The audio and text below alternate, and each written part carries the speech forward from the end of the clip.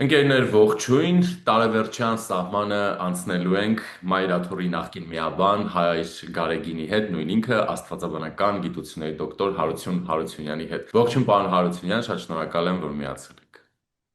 Շնորհակալ եմ հրավերի համար։ Կարծում եմ մեր զրույցի բովանդակությունը արդեն իսկ պարզ է, բայց փորձենք այսպես ասենք, նախ ամփոփենք, թե ինչ տեղի ունեցավ իշխանական կամ քաղաքական եւ հոգեվոր վերնախավի ներկայացուցիչների միջև։ Մինչև հիմա շարունակվում են տարատեսակ պնդումները, թե ինչու առաջացավ այդ առճակատումը, յուրաքանչյուր կողմ ունի իր սեփական մոտեցումը կամ դիրքորոշումը, որքանով արդարացված կամ որքանով ճիշտ եւ այլն բոլորովին այլ հարց է։ Այնուամենայնիվ կխնդրեմ նախ առաջին հերթին ամփոփ ներկայացնեք ըստ ձեզ իրավիճակը, ինչպես եք դուք այն ախտորոշել, որտեղ այս ընթացքում շատ ջրեր են հոսել, շատ բաներ են ի հայտ եկել, դուրս եկել եւ ամենասկզբից երբ խոսվում էր կուսակրոնության ուխտի մասին, դրա կարևորության մասին, վերջին շրջանում տպավորություն ստեղծվեց, թե դա ոչ թե ավելի երկրորդական հարց դարձավ, այլ եկավ Հայաստանի Հանրապետության ազգային անվտանգությանը վերաբերող հարց, որը բնականաբար դարձավ դոմինանտ եւ այստեղ էլ մարդիկ չեն ընկնում կուսակրոնության կամ նման բաների ետևից, հա, բոլորին հետաքրքիր է դառնում այդ առանցքային թեման։ Այսինքն տրանսֆորմացիա եղավ այնուամենայնիվ այս խոսակցության, բանավեճի կամ հակամարտության մեջ։ Ձեր դիրքորոշումը ամփոփ, հա, ինչից սկսվեց, ինչ եղավ, ուր հասանք, ինչ ունենք։ Եթե նայենք այս անցնող տարին եւ այս տարեմուտին կարճ ամփոփում անենք, նախ պետք է նշենք, որ 25 թվականի հունվարին մենք արդեն ունեինք իդեմս Բուլղարիայի հայոց թեմի արդեն անջատված մի թեմ, հա, քչերը դա գիտեն, բայց քանի որ ձեր հյուրը եղել է Տեր Արմեն Քահանա Մելքոնյանը եւ դուք իրեն հետ խոսել եք բավականին այս մասին, տեղյակ եք, որ արդեն իսկ նախորդ տարի հոկտեմբեր ամսից սկսված այդ թեման անջատվեց, քանի որ Բուլղարիան եւ Ռումինիան մեկ վերահսկողության ներքո էին եւ Տաթև եպիսկոպոսն էր Բուխարեստից առաջնորդ համարվում այդ երկու թեմերի, բայց իդեմս Վառնայի հոգևոր նոր հովվի Տեր Արմեն Քահանայի նաև մյուս համայնքները միացան իրեն եւ հունվար ամսին արդեն դա բացահայտ եղավ, քանի որ իրեն հակականոնական ճանապարհով կարգալույց հռչակեցին։ Եվ այստեղ ես շատ նեղված եմ նաև Արամ առաջին վեհապարից, քանի որ Տեր Արմենը Կիլիկիո կաթողիկոսության հոգևորական էր եւ Սուրբ Էջմիածնից Կտրիչ Ներսիսյանը իրավունք չուներ իրեն կարգալույց անելու, բայց արեցին։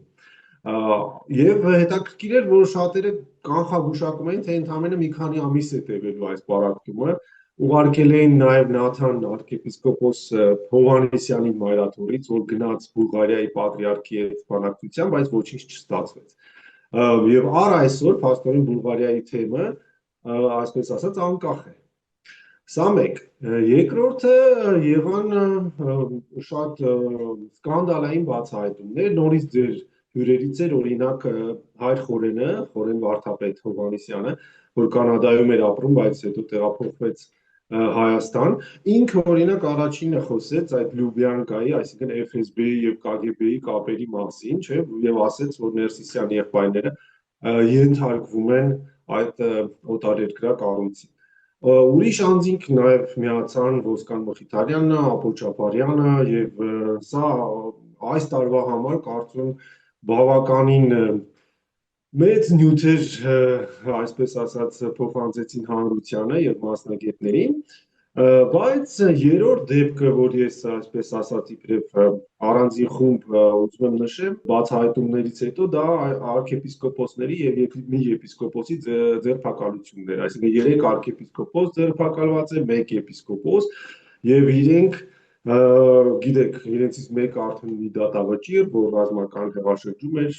պահանջում, սա իրոք մեծ փորձություն էր մեր երկրի համար եւ փառք Աստծո, որ մեր անվտանգության աշխատակիցները կամ ասենք ազգային անվտանգության ծառայությունը, ոստիկանությունը կարողացան դա կանխել։ Եվ գալիս ենք չորրորդ կետին, որ ես առանձնացնում եմ դա, Կարելի է ասել այն հոգևոր հայրերի քահանաների ներգրավումներ Արմեն Մելքոնյանից հետո, որոնք նույնպես Հովանավանքում, Թալինում, Խաչիկ գյուղում, Սուրբ Սարգիս եկեղեցում, Երևանի Գյումրիում եւ հիմա վերջերս նաեւ արդեն Արմավիրի թեմում եւ Կոտայքի թեմում միացան այս բարեկարգության շարժմանը մերժեցին Կտրիշ Ներսիսյանի հիշատակությունը պատարակների ժամանակ եւ իբրև գործող հոգեվորականներ բարձրաձայնեցին ես ձայնը, բայց այստեղ մի նուրբ կետ եղավ, որ Էջմիածնից սկսեցին հերթով կարգալույծ անել իրենց, ինչպես մեր հոգեվորականներն են ասում, կարգալույծությունը կտրիչի համար սեմուճկա չրթելու պես մի բան է, այսինքն ինքը հանգիստ 150 հոգուց ավել մարդ է կարգալույծ արել եւ եթե միայն այս քահանաներով մնար, դժբախտաբար ամեն ինչ շատ տխուր ավարտ էր ունենալու եւ ես ուրախ եմ, որ 5-րդ իմ առանձնացրած կետը դա եպիսկոպոսների ոտքի կանգնելն էր, սկսած Աբրահամ arczepiskopos Մկրտչյանից Վայոց-Ձորում, հետո նաեւ Գևորգ եպիսկոպոս Սարոյանը Մասիսի թեմում եւ մնացած եւս 8 եպիսկոպոս, որ բարձրաձայնեցին իրենց կոչը հայտնեցին ընդվզումը եւ նաեւ ինչպես տեսանք դեկտեմբերի 18-ին գրավոր նաև իրենց դիմումը ներկայացրեցին, որպեսզի կաթոլիկոսը հրաժարական տա։ Սրանք են այդ կետերը եւ ի վերջո նաև պետք է ասել, որ պետությունը արեց շատ խիստ, շատ կարելի ասել ծանր հետևանք ունեցող նաև եզրակացություն, որ այսուհետ բոլոր տարածքները, որ տրվելու են եկեղեցում, դա չի լինելու այլևս մայրաթորի սեփականությունը։ Հիմա ոմանք ասում են նույնիսկ իմ հոգևորական ընկերներից մի քանիսը ասում են շատ լարված առաջին խաղաքես էր, այսինքն ֆուտբոլի լեզվով են ասում, հիմա անցնում ենք Սուրբ Ծննդյան այսպես ասած դադարին, ես չէի ասի, որ սա խաղաքես էր, ես կասեի, որ խաղի հիմնական ժամանակը սպառվել է, այսինքն 90 րոպեն վերջացել է եւ Կտրիշ Ներսիսյանը պարտվում է 9-1 հաշվով սենց ասեմ, որից այսից 9 գոլերից 8-ը ինքնագոլ են եղել եւ հիմա իրեն ուղակի մի քիչ հավելյալ ժամանակ է տրվում 4-5 րոպե համեմատական իմաստով եւ կարծում եմ սա կառավարությունը տալիս է իրեն որպեսզի ինքը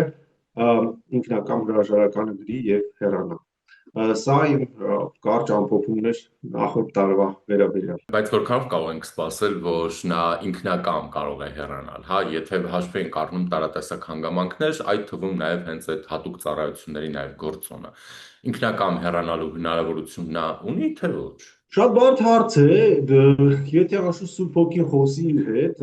կամ ասենք ինքը երազում մի տեսիլ տեսնի եւ հրեշտակների կողմից խորհուրդ ստանա, հնարավոր է ինքը դիմի այդ քայլին եւ ինչ որ առումով նաեւ մեր եկեղեցին կամ մեր հայրենիքը փրկի այս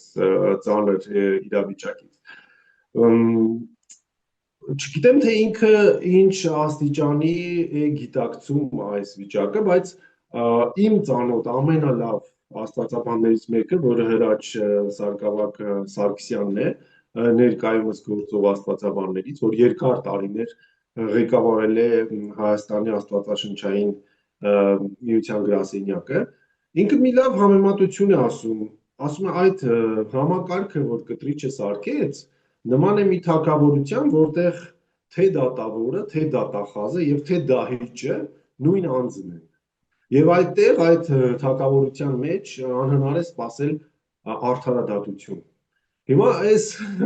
իրականության մեջ, այո, ինքը հակառակն է անում, ինչպես տեսանք նույնիսկ այդ 18 դեկտեմբերին խայտարակ ձևով ինքը ժողովրդին բախման էր տանում մեկը մյուսի դեմ,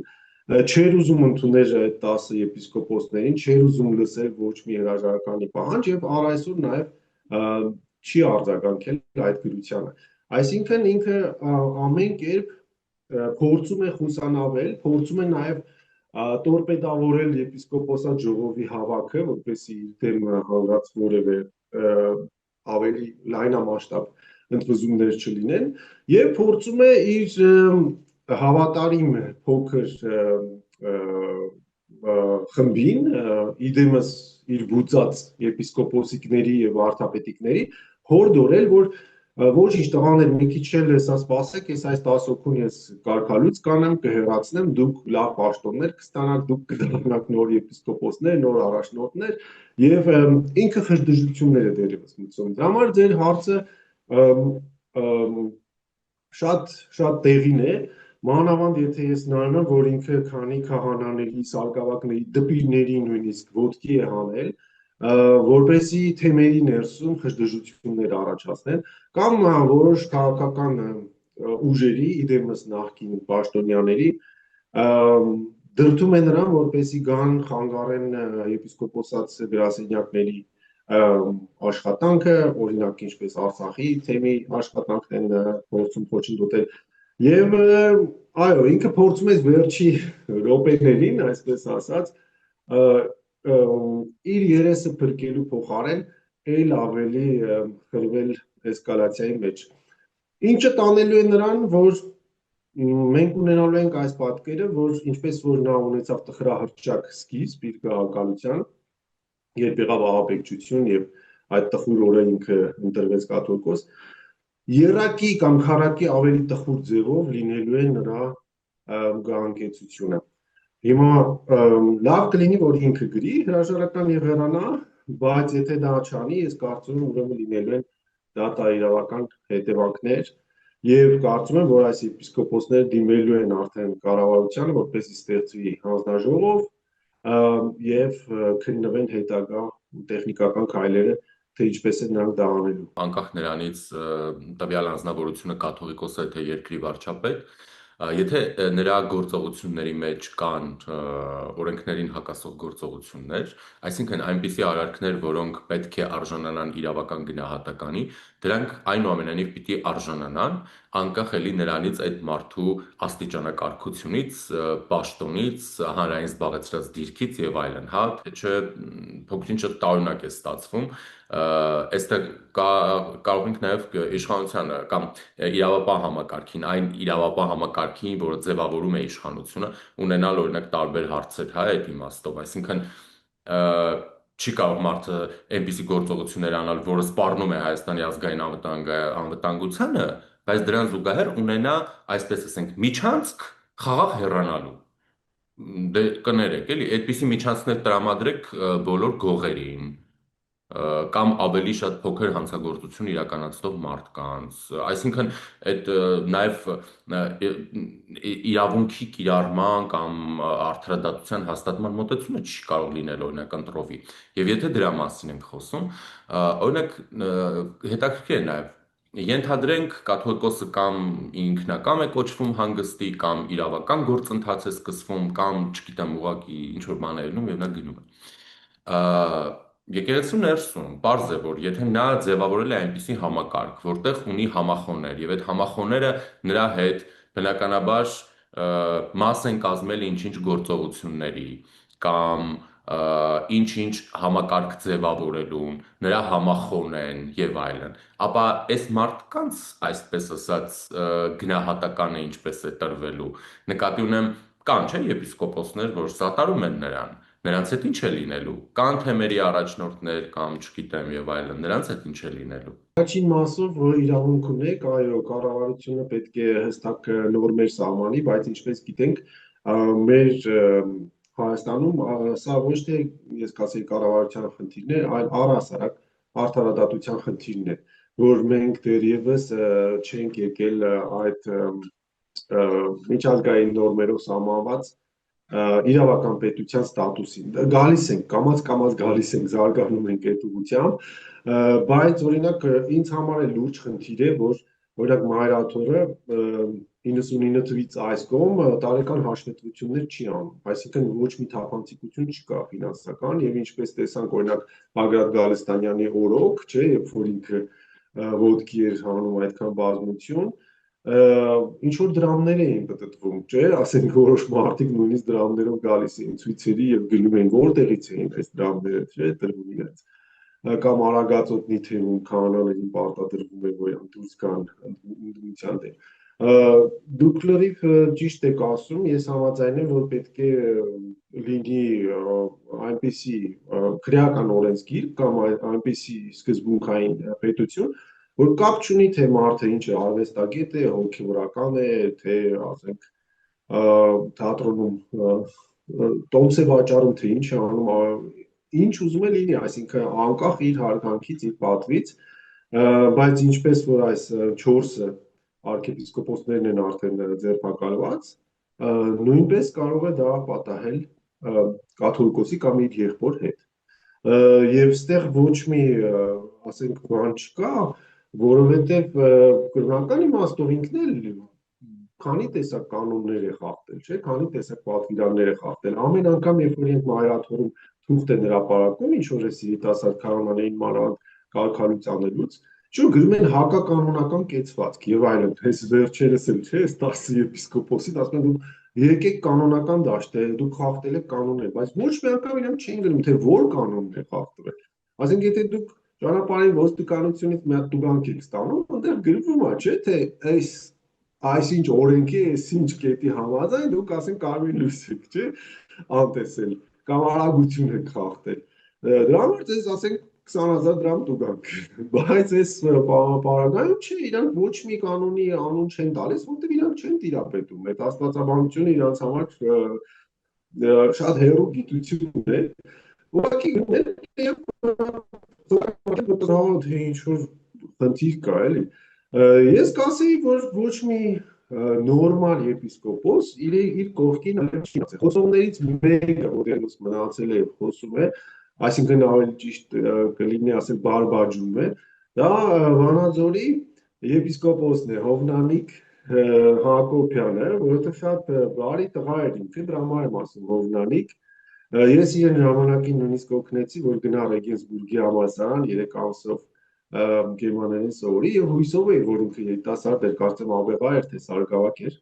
կմնա այնտեղ ուսումը կշարունակի, բայց կտրիչը չթողեց, հետ բերեց այս տղային ու տեսնում եք իր ինտերվյուներից ինչքան ցած անգրագետ բաներ է խոսում, այսինքն ոչ մի կրոնական գիտելիքներ չունի, ոչ մի աստվածաբանական գիտելիքներ չունի, միշտ կառավարությանն է փնովում եւ շատ էմոցիոնալ ձևով, ինչ որ հուդա բանց էս բառեր ասում, անգրագետ, ու ես երբ որ նայում եմ այս տղային կամ այն մյուս մի քանի քահանաների, որ իրենց առաջ են բրդել ու որդել են, որ սենց հոխորտան, նմանեցնում եմ իրենց այն իսլամացած եվրոպացի աղջիկներին, ովքեր որ սենց մեկ է տեսնում ես, ասենք մի հատ գեղեցիկ աղջիկ է, ասենք եվրոպացի, բայց ինքը մեկ է չադրայ է հագնում ու մի հատ խիստ հայրիշխանության ավանդությանը հետևող ամուսնու, այսինքն 3-րդ կամ 4-րդ կինն է դառնում։ Հետո որ խոսում ես այս աղջիկը, տեսնում ես ինքը դες կարա այդ ինչ որ բաներ ասի, բայց ասում ես ինչի ես դու արել, աղջիկ ջան, ինչի ես դու տենց ամեդական դարել ու տենց կոպիտ բռի մարդու ամուսինն ես, բանն ես, էլ 4-րդ, 5-րդ կինն ես։ Ինքը ասում է, որովհետև ես այստեղ գտել եմ իմ լիարժեք ազատությունը։ Այսինքն ինքը լրիվ տրվել է այս ամուսնու կամքին եւ չունի ոչ մի սեփական կամքի դրսեւորում, որտեղ ինքը իրեն ազատ է զգում։ Դա իրենց կոլեկտիվ պատկերն է։ Ցավում եմ իրենց համար, որովհետև շուտով, երբ որ արդեն Գարեգին B Կտրիչ Ներսիսյանը չի լինի մայրաթորում, այս տղաները կամ այս հարս դարձած ամեդականացած Թալիբանի ներկայացուցիչները շատ են ներվելու, իրանք իրենց տեղը չեն գտնելու, որտեղ իրանք ստեղծագործ կյանքով չեն ապրել, իրանք ազատությունը չգիտեն ինչ է։ Միակ բանը հավանաբար որ կլինի, ես կարծում եմ իրենցից շատ-շատերը պետք է գնան Մոսկվայի թեմ, որովհետև Մոսկվայի թեմը իդեմս, ասենք նոր Նախիջևանի եւ Ռուսիո առաջնորդ Եզրաս Ներսիսյանի 100% 100% չգիտեմ, բայց լավ 99% վստահ եմ, որ բոյկոտելու են մեզ։ Այսինքն իրենք ով է լինի հաջորդ տեղապահը կամ հաջորդ կաթողիկոսը չեն ընդունել։ Փաստորեն այս տգետ երիտասարդները կամ կամազուրկ հարճերը գնալու են այնտեղ, թե իրենց ինչ կանեն, ուր կուղարկեն, դա էլ Աստված գիտի, որտեղ Ռուսաստանը մեծ է, այնտեղ KGB-ն հաստատ որոշումներ կկայացնի, նայած իրենց ծառայության աստիճանի, ոմանք կհայտնվեն Ուրալից այս կողմ, ոմանք կհայտնվեն Ուրալից այն կողմ։ Սիբիրը հետ է, դխպանչիներ շատ կան։ Ու ես անգամ ասել եմ, հավանաբար լավագույն դեպքում իրենք դառնալու են այնտեղի հարբեցող խոպանչիների ընկերները։ Օրինակ բերեցիք Եզրած Ներսիսյանի օրինակը, որը չի ընդունելու կաթողիկոսի հեռացումից հետո ոչ տեղապահին, ոչ նոր կաթողիկոսին, դա իրենց ինչ է ենթադրելու, այսինքն այդ մեր թեմը բոլորովին անկախ եւ առանձին է գործելու, կապ չի ունենալու մայրաթորի հետ։ Որոշ շրջան հավանաբար այդպես կլինի, իրենք կասեն մենք չենք ճանաչում նոր տեղապահի ընտրությունը կամ եթե անցնեն այդ ամիսները եւ գումարվի ազգային եկեղեցական ժողով, հավանաբար իրենք ոչ մի պատգամավոր չեն ուղարկելու, որպեսզի բոյկոտեն նոր կաթողիկոսի ընտրությունը կամ նոր կանոնադրության հաստատումը։ Դա մեզ օգուտ է մի կողմից է լինելու, որովհետև մենք չգիտենք, չէ, Ռուսաստանում քանի միլիոն հայ է իրականում ապրում, այսինքն իրենք կեղծարարությամբ եթե պետք է ուղարկեին մի 30-40 պատգամավոր, մենք գոնե այդ գլխացավից ազատվելու ենք այդ պահին։ Այո, որոշ շրջան իրենք փորձելու են նաև չհիշատակեն նոր կաթողիկոսին կամ ասենք այդ իրենց Մարգարիտա Սիմոնյանի եւ մնացած այդ պամոյկայի միջոցով, այսինքն այդ կեղծ լրատվամիջոցների ուժերով փորձելու են ցեղ շպրտել այս նոր բարեկարգված եկեղեցու առաջնորդների ուղղությամբ։ Բայց սա երկար չի տևելու, որովհետև ես կարծում եմ Ռուսաստանն էլ օրը գալու է, չգիտեմ, կամ իրենք ինչ որ մի ձև փոխելու են Վլադիմիր Պուտինին եւ FSB-ի բանից վերահսկողությունից ազատվելու են, կամ իրենք լիարժեք պարտության են գնալու, որովհետեւ ինչը որ այնտեղ տեղի է ունենում Ռուսաստան, դա շատ նման է Ադոլֆ Հիտլերի քաղաքականությանը։ Ու ինչպես ժամանակին Գերմանիայում հա մի քանի տարի ինքը տենց հոխորտած, բայց հետո ամբողջ աշխարհը իր դեմ դարձավ եւ իրեն ոչնչացրեցին, չէ, 45 թվականի 1945-ի մայիսին։ Նույն կերպ լինելու է նաեւ Ռուսաստանի վերջը։ Ու երբ որ Ռուսաստանում նոր բարքեր կան, նոր իրավական պետություն կա, ընդեղի մեր թեմը ինքնաբերաբար փոխվելու է։ Ըստ իս դա կլինի այո, FSB-ի եւ Վլադիմիր Պուտինի վարչանից հետո, բայց ավելի կարևոր է ինձ համար գիտեք որ հարցը ժիրա էր, որ այս ադմինիստրատիվ կամ տեխնիկական խնդիրներից զատ մենք ինչպես ենք իրոք փոխվելու ներքուստ եւ դառնալու հոգեվոր քրիստոնյաներ, ոչ թե ձևական, այսպես ասած, սքեմավոր տերտերիզմին եւ քրմապետությանը հավատացող ինչ որ ձևապաշտներ, ոնց որ ենք առ այսօր, ցավոք։ Այսինքն ինչը որ սովետի ժամանակ եղել է, այն ժամանակ դե չէր կարող եկեղեցին շատ դիմադրել, չէր, ինչ արվել է, կոչվում է այսօր մասնագետների կողմից ստրատեգիական համագործակցություն։ Մի քիչ հասկանալի է, բայց եթե դու դրանից հետո արդեն 88-89 թվականից անկախացել ես ու մինչև 99 թիվ անկախ ես եղել, այսինքն Վազգեն առաջինի վերջին տարիներին, Գարեգին առաջին Սարգսյանի տարիներին ազատ ես եղել, ինչի ես դու նորից գնացել մտել այդ ռուսական սապոգի տակ, չէ՞, սա մեծ մեղք է, սա ամենաուժեղ կանոնական նահանջն է, որ արել է այսօրվա Կտրիչ Ներսիսյանը։ Հիմա մենք ինչպես ենք այդ դրանից հետո վերականգնվելու, ինչպես ենք գնալու այդ հոգևոր արթնացմանը, ես սա եմ կարծում, որ շատ ավելի դժվար խնդիր է։ Ու սրա լուծումը ես դեռ չունեմ, ես շատ եմ շփվում հիմա մեր արդարամիտ հոգևորականների հետ, իրենց էլ եմ հարցնում, ասում ոնց ենք փոխվելու, ու բոլորը ասում են, որ դա դժվար աշխատանք է լինելու, երևի մի 10-20 տարվա աշխատանք է լինելու։ Այո, այդ շատ կարևոր հարցերից մեկն է, բնականաբար։ Կարծում եմ այդ հարցը շատ տեղին է Հայաստանում ոչ միայն եկեղեցու, այլ նաև այլ ինստիտուտների վերաբերյալ եւս, որտեղ բովանդակությունը պիտի գերակշռի, որը շատ հաճախ մենք չենք տեսնում, հա, ցավոք սրտի, բայց եկեղեցին ի տարբերություն գուցե այլ պետական քաղաքական ինստիտուտների կամ մարմինների, գուցե պիտի կարողանա շատ ավելի, այսպես ասեմ, հա, ոչ թե հեշտությամբ, այլ շատ ակնառու անցնել այդ ճանապարհը, այսինքն զերծ մնալով քաղաքականությունից, հոգևոր կամ եկեղեցական իշխանություն պահելու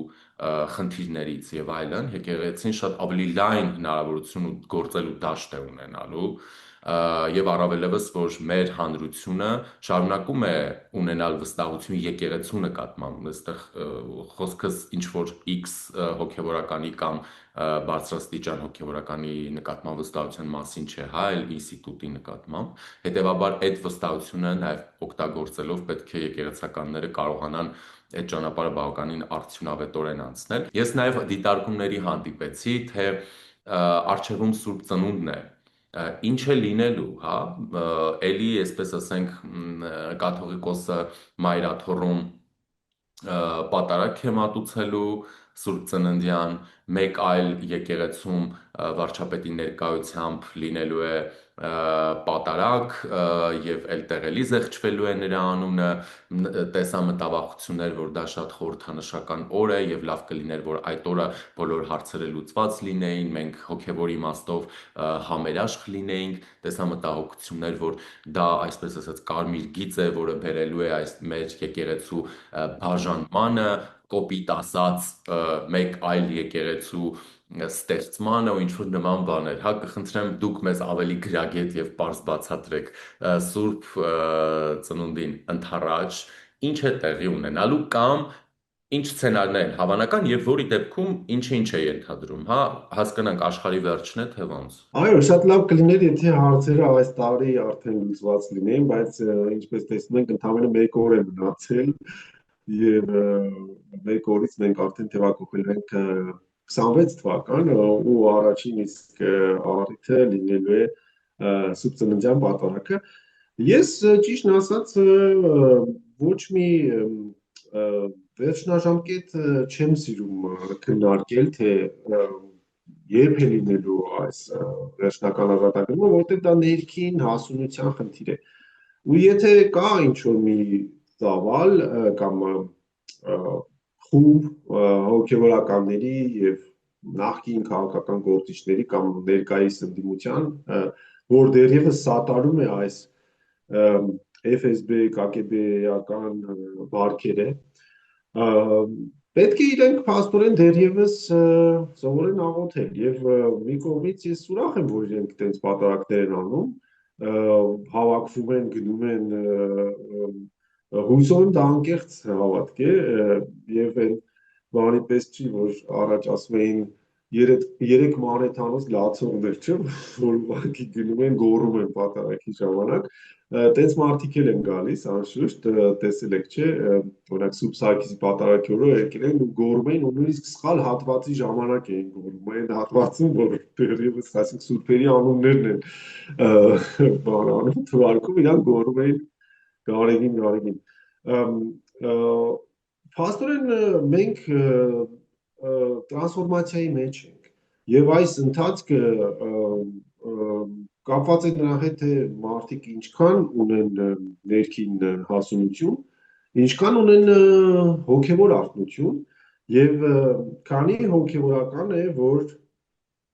ինքը իրեն ճնշված է զգում, որովհետեւ այս արդարամիտ տղաները, հայրենասեր տղաները, ովքեր որ խոսեցին, այս եպիսկոպոսները 10-ը, իրենք շատ քիչ ժամանակ ունեին, այսինքն իրենք մի 5-6 տարի հետո բոլորին իրենց թոշակի էր ուղարկելու կտրիչը,